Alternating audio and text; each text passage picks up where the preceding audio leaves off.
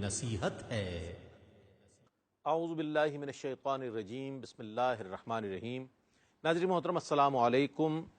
قرآن کریم کی تلاوت، ترجمہ اور تفسیر پر مشتمل اس پروگرام پیغام قرآن کے ساتھ میں ہوں آپ کا میزبان محمد رئیس احمد۔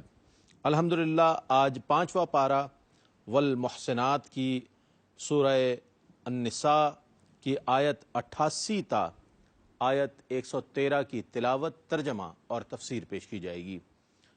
سورہ نساء بھی جاری ہے اور انشاءاللہ آئندہ پارے میں بھی یہ سلسلہ جاری رہے گا۔ تلاوت کلام الرحمن کے لیے ہمارے درمیان موجود ہیں ملک ممتاز و معروف قاری جناب قاری نعمان نعیمی۔ السلام علیکم ورحمۃ اللہ وبرکاتہ۔ وعلیکم السلام ورحمۃ اللہ وبرکاتہ۔ اور ناظرین گرامی، ان آیات بینات کی تفسیر اور خلاصے کے لیے موجود ہیں ملک ممتاز و معروف عالم دین حضرت علامہ محمد شہزاد مجددی صاحب۔ السلام علیکم ورحمۃ اللہ وبرکاتہ۔ وعلیکم السلام ورحمۃ اللہ۔ ناظرین گرامی، تلاوت قرآن کریم، ترجمہ اور تفسیر پر مشتمل یہ پروگرام آپ دیکھ رہے ہیں۔ مبارک ساعتیں ہیں، مبارک گھڑیاں ہیں، اللہ کو پکارنے کی ساعتیں ہیں۔ آئیے اللہ کے نورانی کلام سے اپنے قلوب، اذہان اور سماعتوں کو منور کرتے ہیں۔ قرآن کریم کی تلاوت کے لیے ہمارے درمیان موجود ہیں ملک ممتاز و معروف قاری جناب قاری نعمان نعیمی۔ بسم اللہ۔ اعوذ باللہ من الشیطان الرجیم، بسم اللہ الرحمن الرحیم۔ فما لکم فی المنافقین فئتین واللہ ارکسہم بما کسبوا اتریدون ان تہدوا من اضل اللہ ومن يضلل اللہ فلن تجد له سبیلا۔ میں اللہ کی پناہ میں آتا ہوں شیطان مردود سے۔ اللہ ہی کے نام سے شروع کرتا ہوں جو نہایت رحم فرمانے والا، بہت مہربان ہے۔ تمہیں کیا ہو گیا کہ منافقوں کے متعلق تمہاری دو رائیں ہو گئیں، حالانکہ اللہ نے ان منافقوں کو ان کے کرتوتوں کی وجہ سے اوندھا کر دیا ہے۔ کیا تم چاہتے ہو کہ اس کو ہدایت پر چلاؤ جس میں اللہ نے گمراہی پیدا کر دی ہے، اور جس میں اللہ نے گمراہی کو پیدا کر دیا تم اس کے لیے ہدایت پر چلانے کا کوئی طریقہ نہیں پا سکو گے۔ وَدُّوا لَوْ تَكْفُرُونَ كَمَا كَفَرُوا فَتَكُونُونَ سَوَاءً فَلَا تَتَّخِذُوا مِنْهُمْ أَوْلِيَاءَ حَتَّى يُهَاجِرُوا فِي سَبِيلِ اللَّهِ فَإِن تَوَلَّوْا فَخُذُوهُمْ وَاقْتُلُوهُمْ حَيْثُ وَجَدتُّمُوهُمْ وَلَا تَتَّخِذُوا مِنْهُمْ وَلِيًّا وَلَا نَصِيرًا۔ وہ دل سے یہ چاہتے ہیں کہ تم بھی ان کی طرح کافر ہو جاؤ تاکہ تم سب برابر ہو جاؤ، لہٰذا تم ان کو دوست نہ بناؤ حتیٰ کہ وہ ہجرت کر کے اللہ کی راہ میں جہاد کے لیے نکلیں، پھر اگر وہ روگردانی کریں تو ان کو پکڑو اور ان کو جہاں پاؤ قتل کر دو، اور ان میں سے کسی کو نہ دوست بناؤ اور نہ مددگار۔ إِلَّا الَّذِينَ يَصِلُونَ إِلَىٰ قَوْمٍ بَيْنَكُمْ وَبَيْنَهُم مِّيثَاقٌ أَوْ جَاءُوكُمْ حَصِرَتْ صُدُورُهُمْ أَن يُقَاتِلُوكُمْ أَوْ يُقَاتِلُوا قَوْمَهُمْ وَلَوْ شَاءَ اللَّهُ لَسَلَّطَهُمْ عَلَيْكُمْ فَلَقَاتَلُوكُمْ فَإِنِ اعْتَزَلُوكُمْ فَلَمْ يُقَاتِلُوكُمْ وَأَلْقَوْا إِلَيْكُمُ السَّلَمَ فَمَا جَعَلَ اللَّهُ لَكُمْ عَلَيْهِمْ سَبِيلًا۔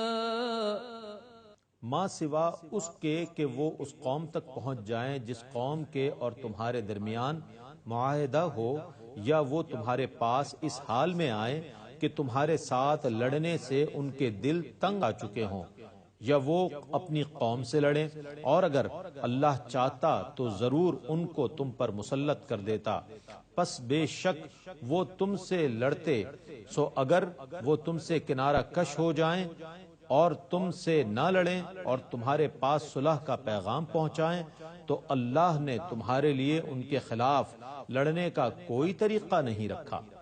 ستجدون آخرین یریدون ان یأمنوکم ویأمنوا قومهم كلما ردوا إلى الفتنة أركسوا فيها فإن لم يعتزلوكم ويلقوا إليكم السلم ويكفوا أيديهم فخذوهم واقتلوهم حيث ثقفتموهم وأولئكم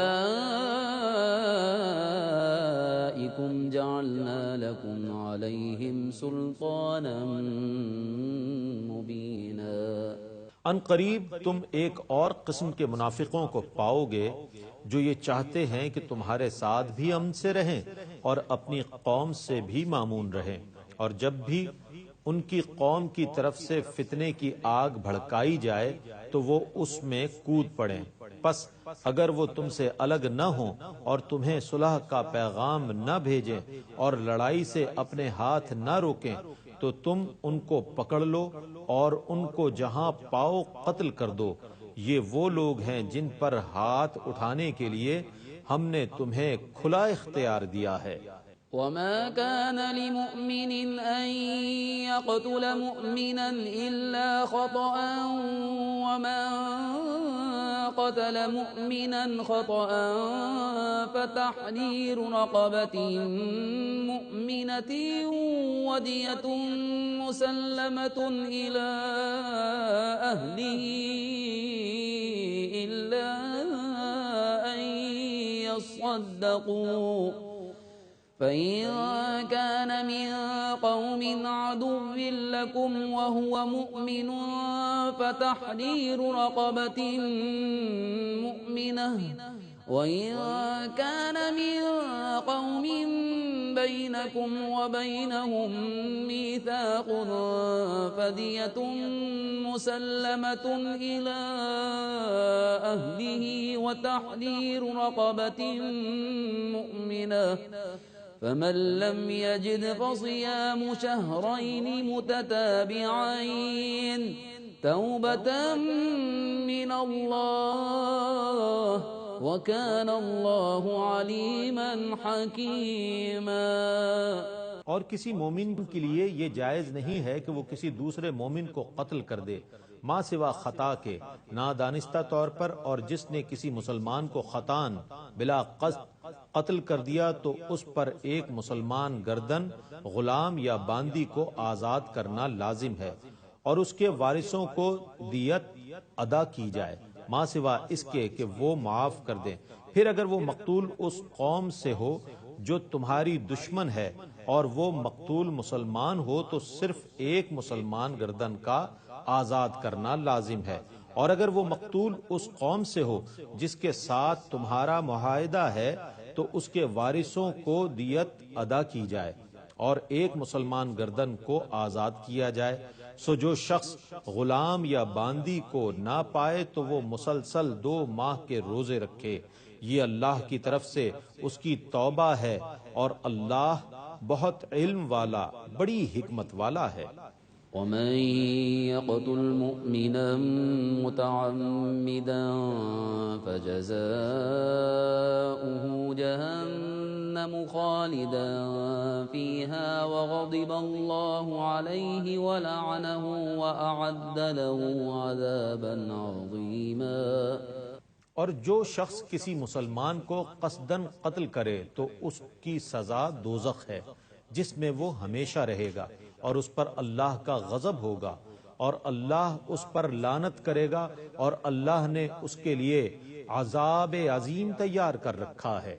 يا أيها الذين آمنوا إذا ضربتم في سبيل الله فتبينوا ولا تقولوا لمن ألقى إليكم السلام لست مؤمنا تبتغون عرض الحياة الدنيا فعند الله مغانم كثيرة كذلك كنتم من قبل فمن الله عليكم فتبينوا إن الله كان بما تعملون خبيرا۔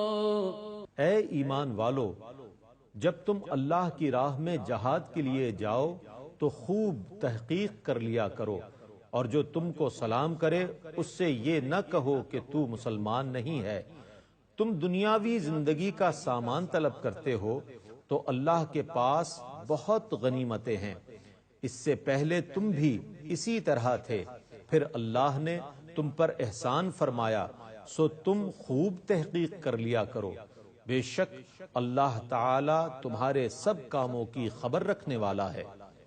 لا يستوي القاعدون من المؤمنين غير أولي الضرر والمهاجرون في سبيل الله بأموالهم وأنفسهم فضل الله المجاهدين بأموالهم وأنفسهم على القاعدين درجة وكلا وعد الله الحسنى وفضل الله المجاهدين على القاعدين أجرا عظيما۔ بلا عذر اور بلا ضرر جہاد سے بیٹھ رہنے والے مسلمان اور اللہ کی راہ میں اپنی جان اور مال سے کافروں کے خلاف جہاد کرنے والے برابر نہیں ہیں۔ اپنی جان اور مال سے جہاد کرنے والے مجاہدوں کو اللہ نے بیٹھنے والوں پر درجے میں فضیلت دی ہے، اور سب سے اللہ نے اچھی عاقبت کا وعدہ کیا ہے، اور اللہ نے مجاہدوں کو بیٹھنے والوں پر اجر عظیم کی فضیلت دی ہے۔ درجات منه ومغفرة ورحمة وكان الله غفورا رحيما۔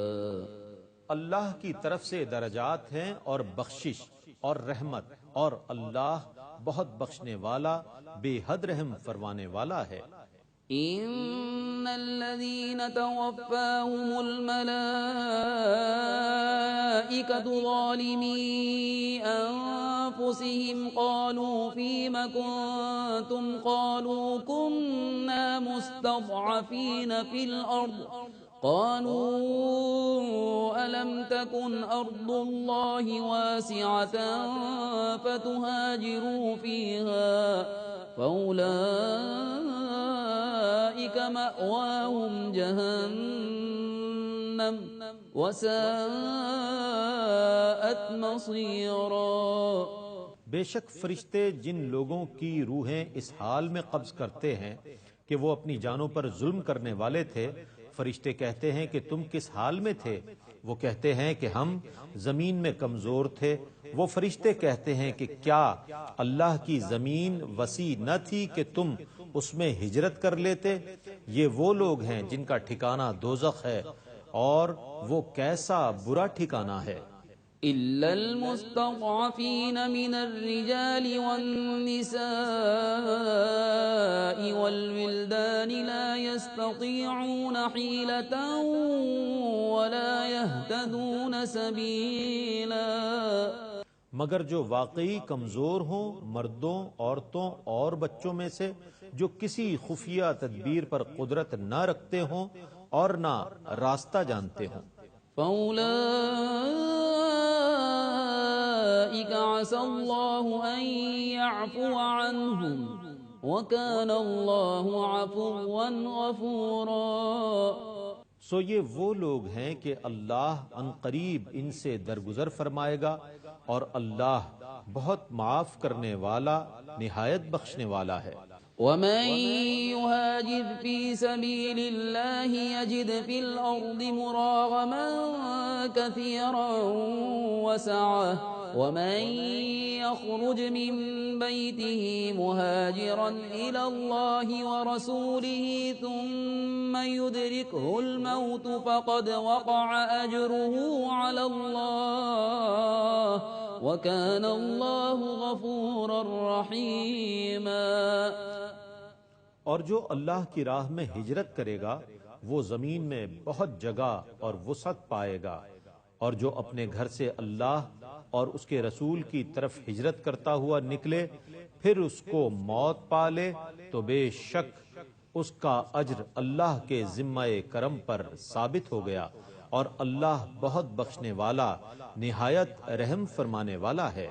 وَإِذَا ضَرَبْتُمْ فِي الْأَرْضِ فَلَيْسَ عَلَيْكُمْ جُنَاحٌ أَن تَقْصُرُوا مِنَ الصَّلَاةِ إِنْ خِفْتُمْ أَن يَفْتِنَكُمُ الَّذِينَ كَفَرُوا إِنَّ الْكَافِرِينَ كَانُوا لَكُمْ عَدُوًّا مُبِينًا۔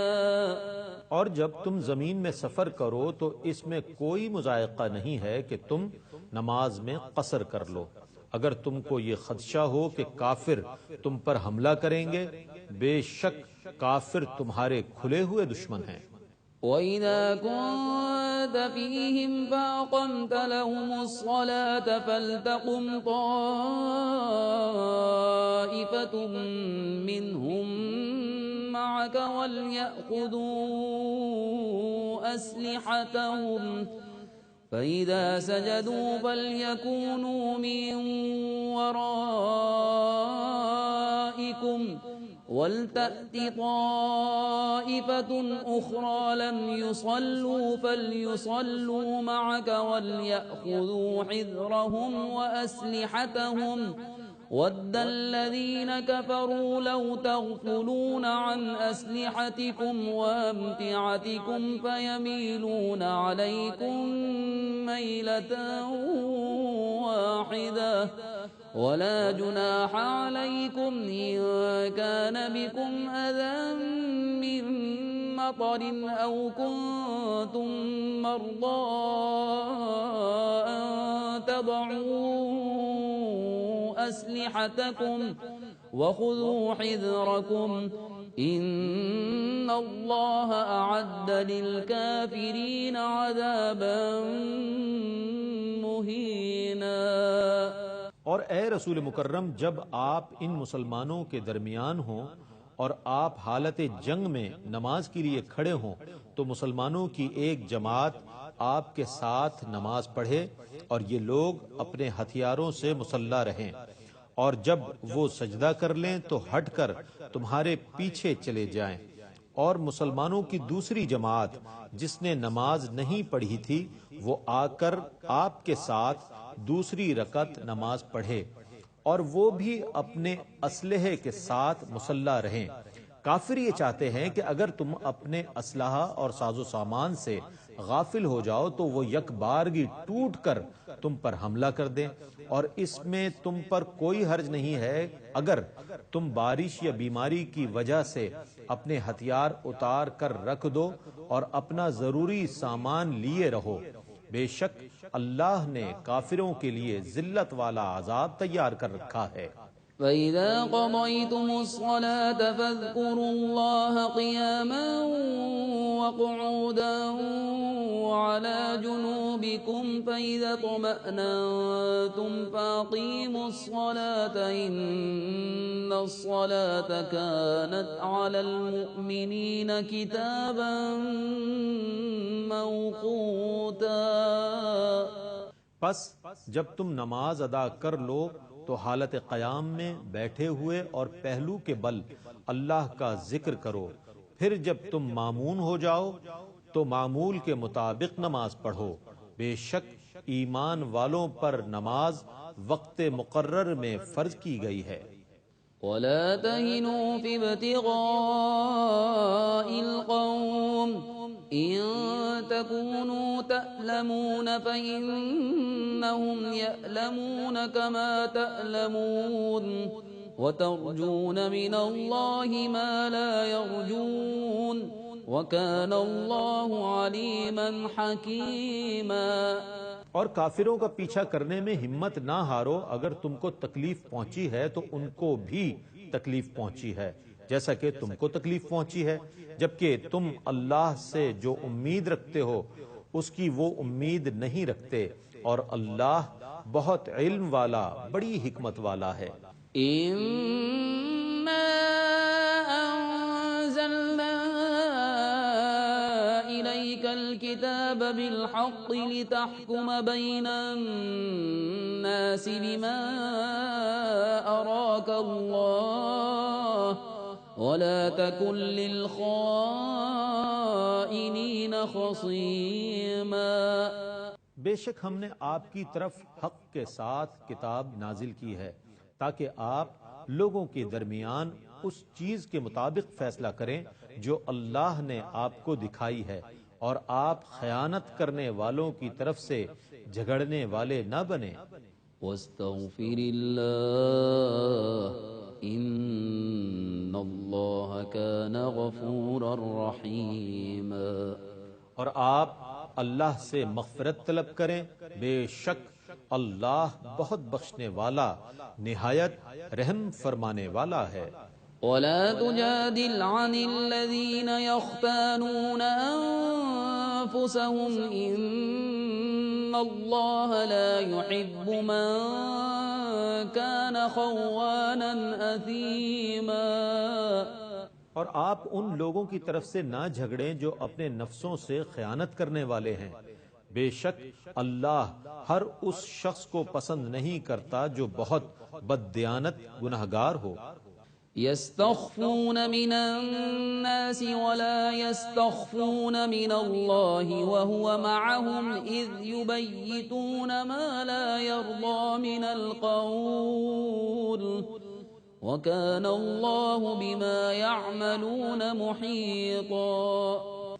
یہ لوگ انسانوں سے اپنے کام چھپاتے ہیں اور اللہ سے نہیں چھپا سکتے، حالانکہ وہ ان کے ساتھ ہوتا ہے جب وہ رات کو ایسی بات کے متعلق مشورہ کرتے ہیں جو بات اللہ کو پسند نہیں ہے، اور اللہ ان کے تمام کاموں کو محیط ہے۔ ها أنتم هؤلاء جادلتم عنهم في الحياة الدنيا فمن يجادل الله عنهم يوم القيامة أم من يكون عليهم وكيلا۔ ہاں تم وہ لوگ ہو جنہوں نے ان مجرموں کی طرف سے دنیا میں تو جھگڑا کر لیا، تو قیامت کے دن ان کی طرف سے کون اللہ کے ساتھ جھگڑا کرے گا، یا کون ان کا حمایتی ہوگا؟ ومن يعمل سوءا أو يظلم نفسه ثم يستغفر الله يجد الله غفورا رحيما۔ اور جو شخص کوئی برا کام کرے یا اپنی جان پر ظلم کرے پھر اللہ سے مغفرت طلب کرے تو وہ اللہ کو بہت بخشنے والا نہایت مہربان پائے گا۔ ومن يكسب إثما فإنما يكسبه على نفسه وكان الله عليما حكيما۔ اور جو شخص کوئی گناہ کرتا ہے تو اس کا وبال اسی شخص پر ہوگا، اور اللہ بہت جاننے والا بڑی حکمت والا ہے۔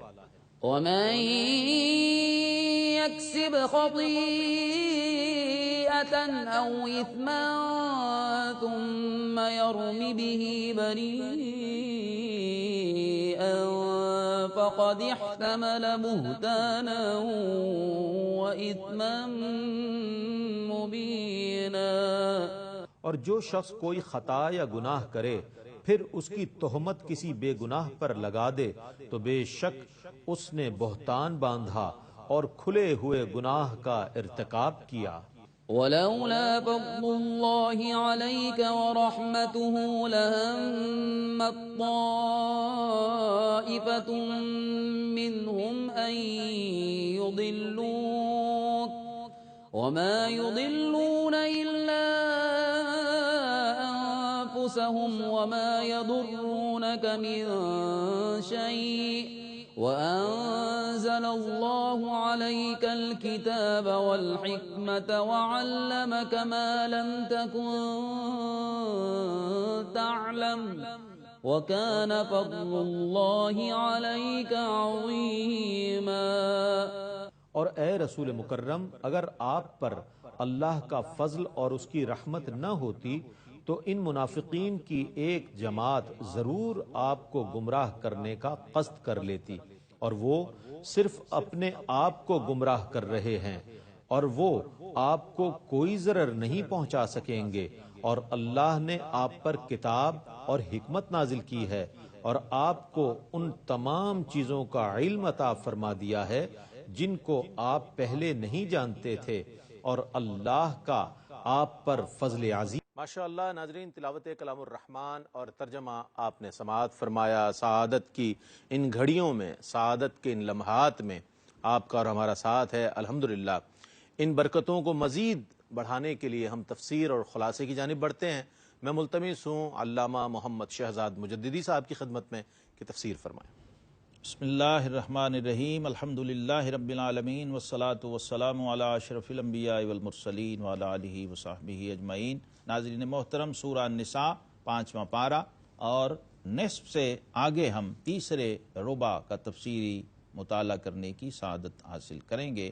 یہاں پر آیت 88 میں اللہ تبارک و تعالی نے ارشاد فرمایا کہ تمہیں کیا ہوا کہ منافقوں کے بارے میں دو فریق ہو گئے اور اللہ نے انہیں اوندھا کر دیا ان کی کرتوتوں کے سبب۔ کیا یہ چاہتے ہو کہ اسے راہ دکھاؤ جسے اللہ نے گمراہ کیا، اور جسے اللہ گمراہ کرے تو ہرگز اس کے لیے راہ نہ پائے گا، یعنی اس شخص کو پھر ہدایت نصیب نہیں ہوتی ہے جو شخص گمراہی کے رستے پر پکا ہو جائے اور ٹک جائے، اور اللہ تبارک و تعالیٰ کے ہاں ازل سے جو تقدیر مقدر ہے اس میں اس کی گمراہی طے ہو چکی ہو، پھر وہ راہ ہدایت پر نہیں چلتا۔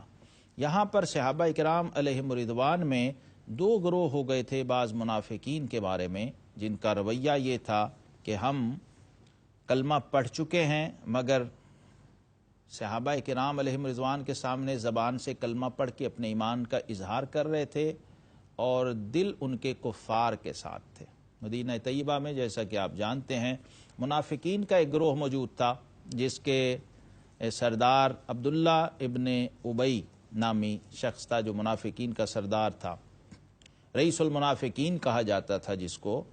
اس کے ساتھ رہنے والے یہ منافقین بظاہر کلمہ گو، جن کا پہلے پارے میں ذکر آ چکا، وَإِذَا لَقُوا الَّذِينَ آمَنُوا قَالُوا آمَنَّا وَإِذَا خَلَوْا إِلَىٰ شَيَاطِينِهِمْ قَالُوا إِنَّمَا مَعَكُمْ إِنَّا نَحْنُ مُسْتَهْزِئُونَ۔ یہ انہی لوگوں کی طرف اشارہ ہو رہا ہے کہ صحابہ کرام ظاہر ہے چونکہ اہل ایمان تھے اور حسن ظن رکھنے والے لوگ تھے، تو اہل ایمان کا یہ ایک شیوا ہوتا ہے کہ جو شخص ان کے سامنے ایمان کی علامات اور کلمہ گو اور سارے مناسک کو ادا کر رہا ہے، عبادات کو ادا کر رہا ہے، تو اس کو مومن سمجھتے ہیں۔ لیکن کچھ صحابہ کرام جو فراست ایمانی رکھتے تھے انہیں معلوم تھا کہ یہ زبان سے تو کلمہ پڑھ رہے ہیں لیکن ان کے دل کفار کے ساتھ ہیں۔ تو یہاں ایک مستقل رویہ ہمیں قرآن نے سمجھا دیا ہے کہ جب تک دل مسلمان نہ ہو تو زبان سے لا الہ کہہ دینا کافی نہیں ہے۔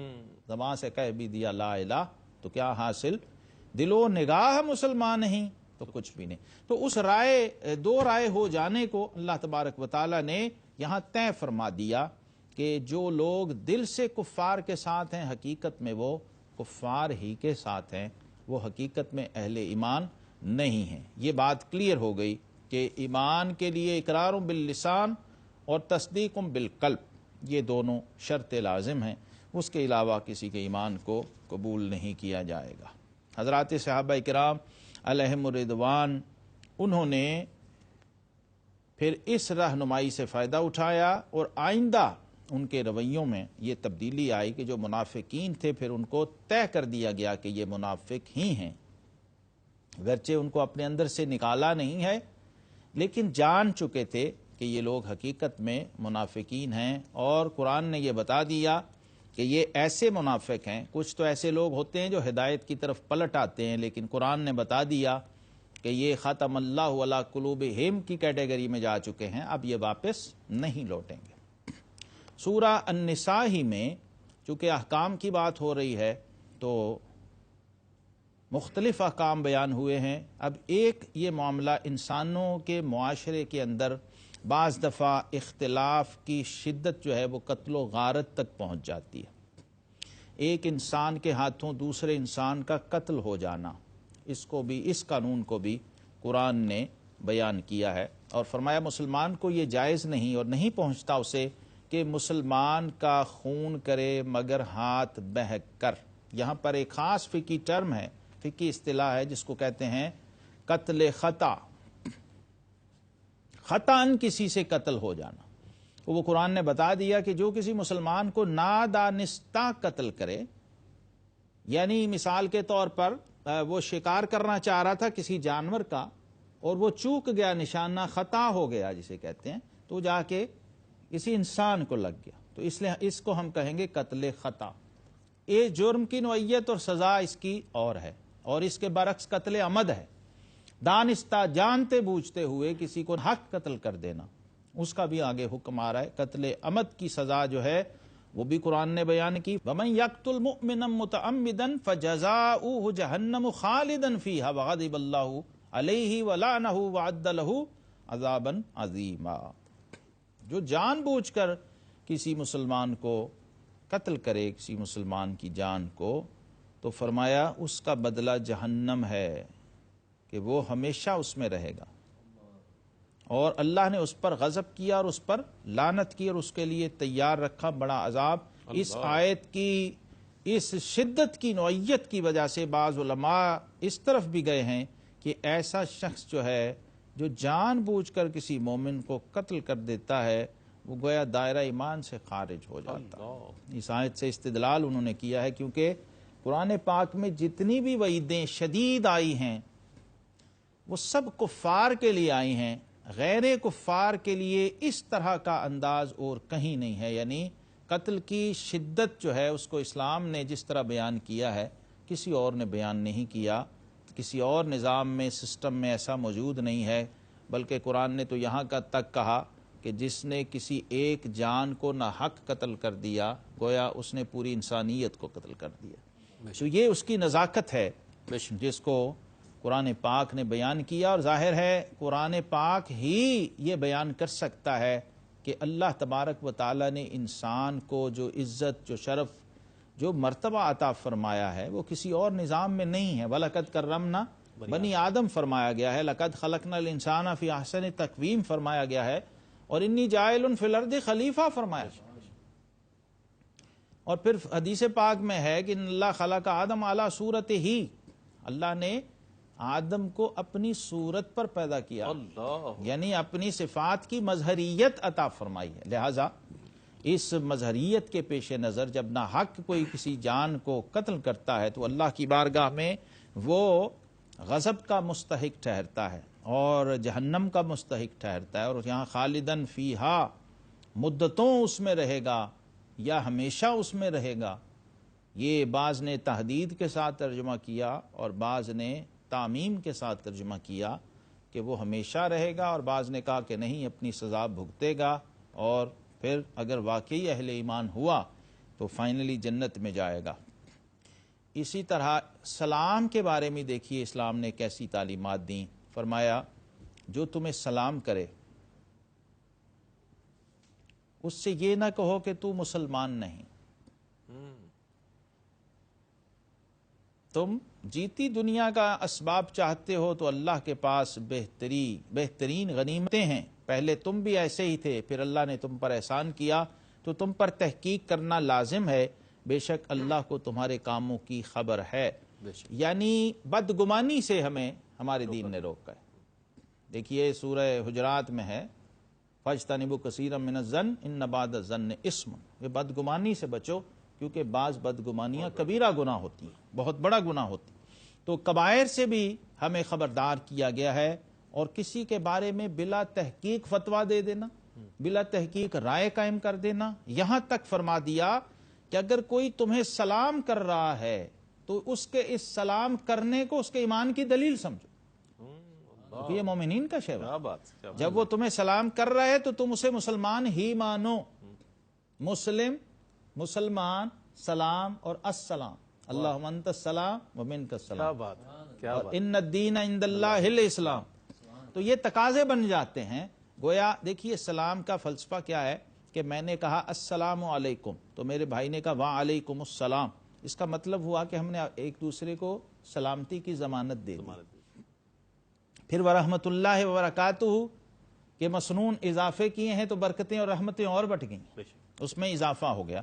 تو یہ ایک اصول ہمیں بتایا، جب تک یہ قطعی طور پر معلوم نہ ہو جائے کسی کا غیر مسلم ہونا اور اس کا غیر مومن ہونا، اس وقت تک اس کے بارے میں بدگمانی سے یہ قائم نہ کیا جائے کہ یہ شخص مسلمان نہیں ہے۔ اس لیے ایک بات فرمائی اس معاشرے کے مطابق کہ بعض صحابہ کرام جو دائرہ اسلام میں داخل ہونے سے پہلے کی حالت میں اس وقت انہیں یاد دلایا گیا کہ تم اس کیفیت کو یاد کرو، اگر تمہارے ساتھ کوئی ایسا سلوک کرے تو تم پر کیا گزرے، اس بات کو یہاں بیان کر دیا۔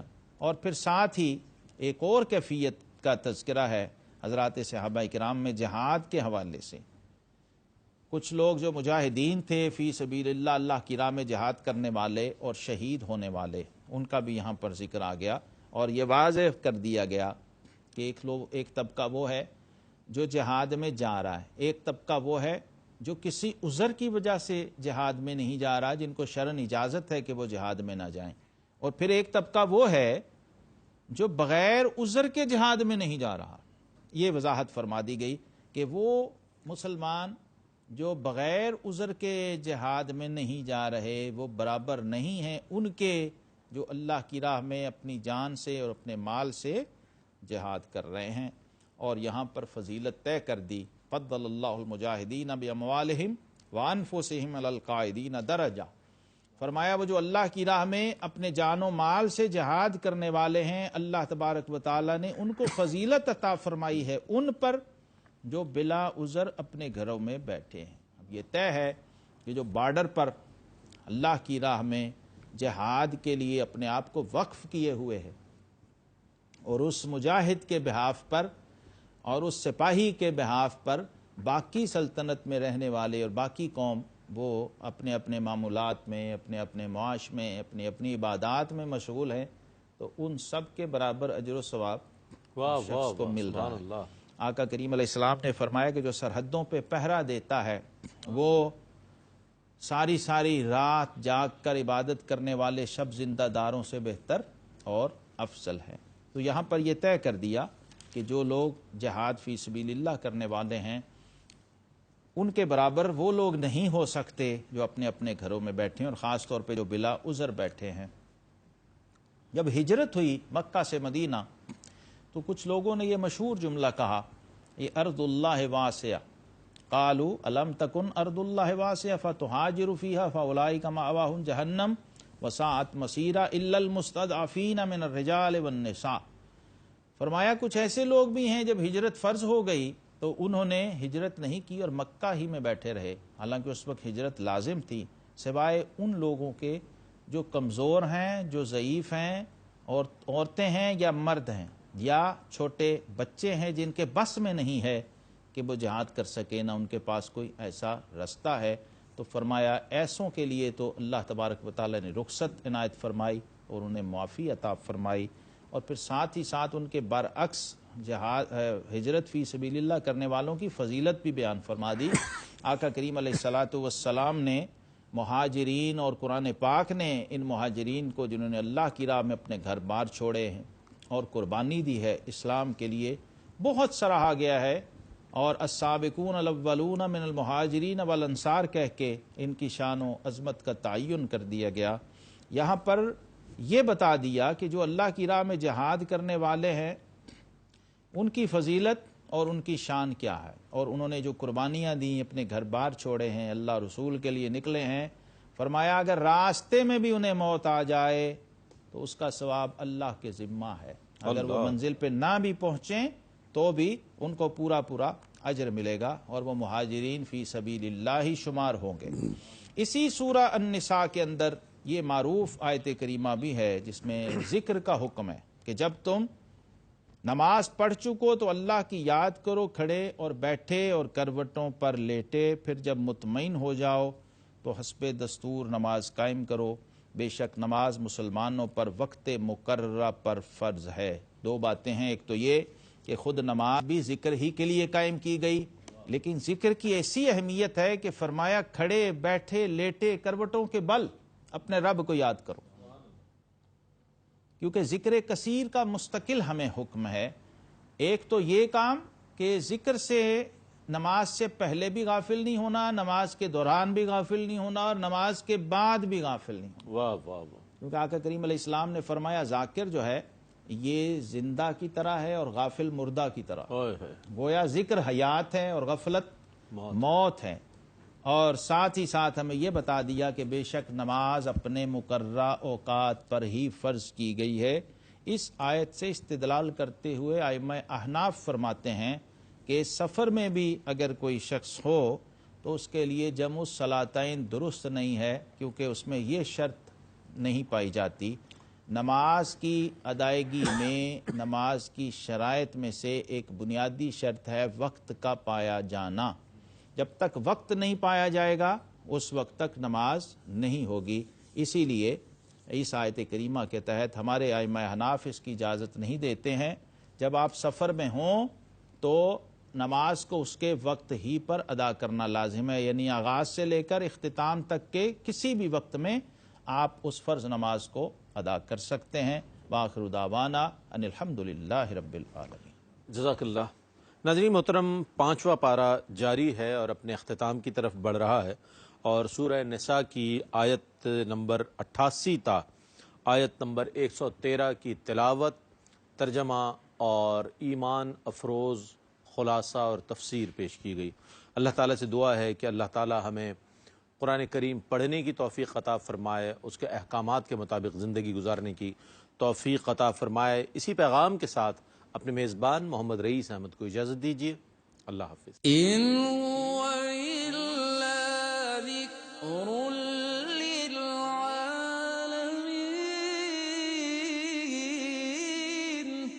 یہ قرآن تو صرف تمام جہان والوں کے لیے